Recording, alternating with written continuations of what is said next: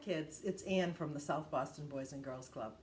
Everyone needs a treat now and then, right? So today I've decided to make my favorite chocolate cake recipe. It's my mom's recipe, but it comes out of the Depression era when certain ingredients like butter and eggs were hard to come by. And I've also found out that it's good for people with allergies because it has no milk, no butter, no eggs, and no nuts. I've heard it called by several different names like depression cake and crazy cake, but we just call it cake pan cake because you make it, cook it, and serve it all in the same pan. Today I'm going to make this cake in my 8 by 8 inch baking dish, but if you're having a larger crowd and you want to make a bigger cake, you can double the recipe and make it in the 9 by 13 baking dish. I've measured my dry ingredients into this measuring cup. I have 1.5 cups of flour, 1 cup of sugar, 3 tablespoons of cocoa powder, 1 teaspoon of baking soda, and 1/2 teaspoon of salt. And I'm going to take that with my sifter and I'm going to put it into the sifter over the. So now I'm going to go ahead and sift all my dry ingredients into my baking pan.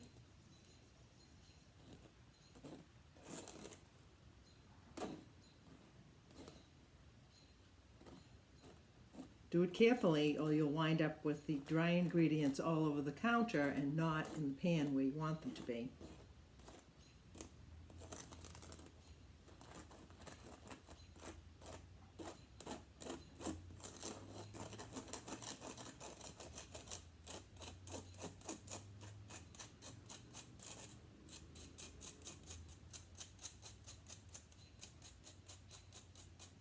Perfect.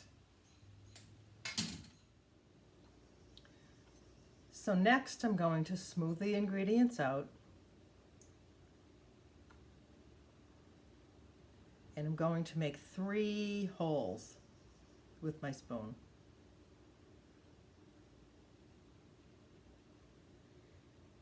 And into those holes I'm going to put 6 tablespoons of cooking oil,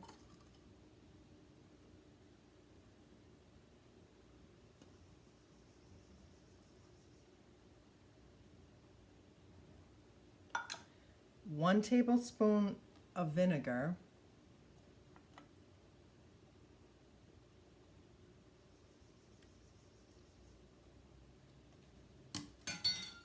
and 1 teaspoon of vanilla.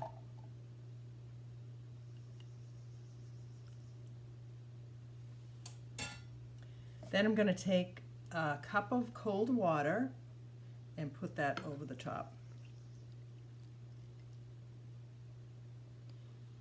Mix it all together with a fork.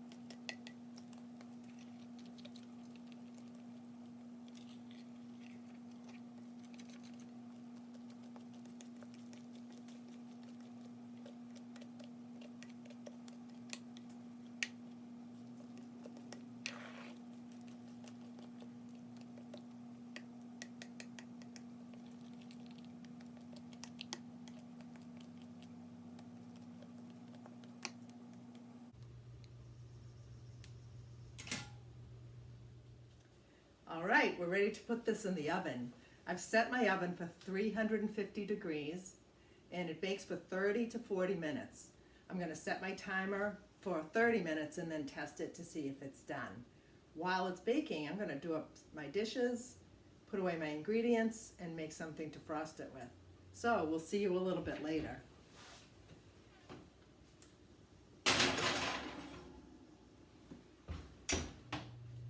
My timer just went off and my cake's been in the oven for 30 minutes. So I'm just gonna press it gently in the center to see if it springs back. That's how I can tell if it's done.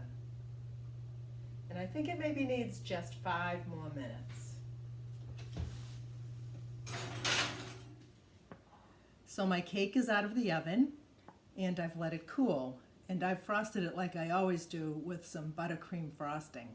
But you can frost it however you like, with frosting from the grocery store. You could dust it with powdered sugar. You could use a simple glaze. You can even eat this cake all by itself because it's so moist and delicious.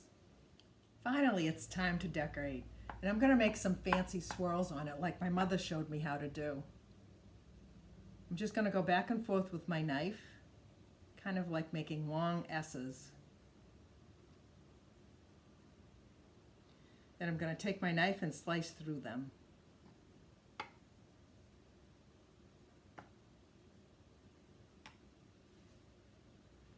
And last but not least, I think I'll get busy putting on some sprinkles.